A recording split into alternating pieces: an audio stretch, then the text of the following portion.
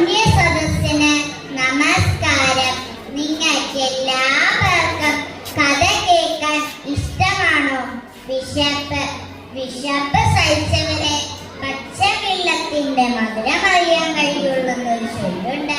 നാം ഇന്ന് എന്ത് സുഖത്തിലാണ് ജീവിക്കുന്നത്? ഇഷ്ടപ്പെട്ട ഭക്ഷണവും ഇഷ്ടപ്പെട്ട വസ്ത്രവും ഇഷ്ടം പോലെ ലഭിക്കുന്നു.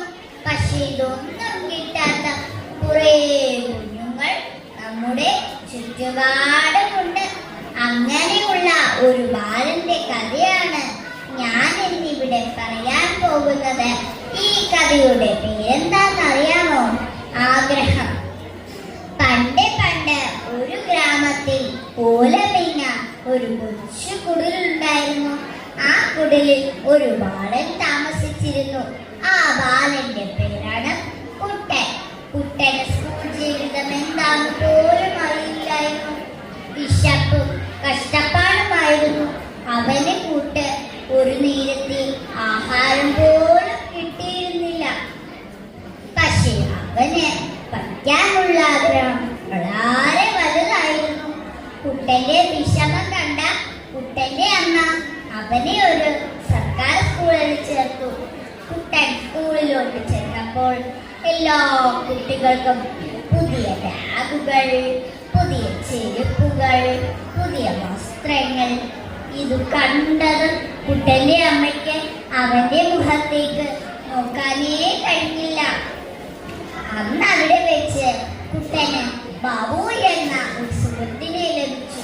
അവൻ വളരെ പണക്കാരനായിരുന്നു.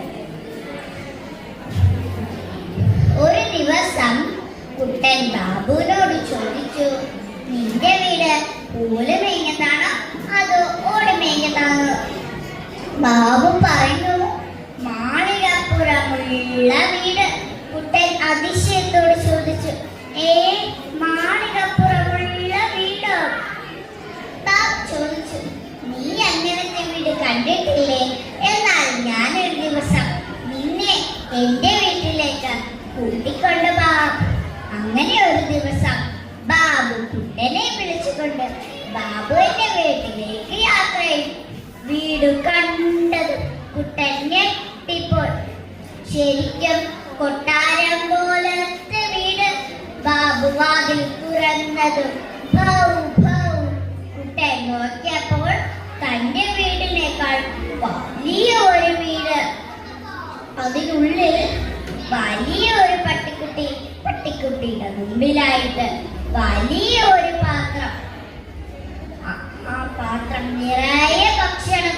കുട്ടന്റെ വായിന്ന് വെള്ളം മൂടാൻ തുടങ്ങി.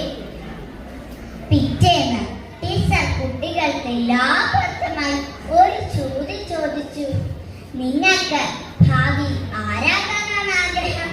ഇത് കേട്ടതും കുട്ടൻ ചാടി എഴുന്നേറ്റ് പറഞ്ഞു, എനിക്ക് ബാബുവിന്റെ വീട്ടിലെ പട്ടിക്കുട്ടിയായാലും മതി. ഇത് കേട്ടതും കുട്ടികളെല്ലാവരും പൊട്ടിച്ചിരിക്കാൻ തുടങ്ങി. പക്ഷേ ചിരി അധികം നേരം ഉണ്ടായില്ല. കുട്ടന്റെ അവസ്ഥ മനസ്സിലാക്കിയ കൂട്ടുകാരും അധ്യാപകരും അവനെ സഹായിച്ചു. കുട്ടൻ പഠിച്ചു ഉയരങ്ങളിലെത്തി.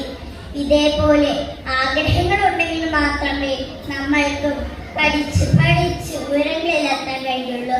നന്ദി.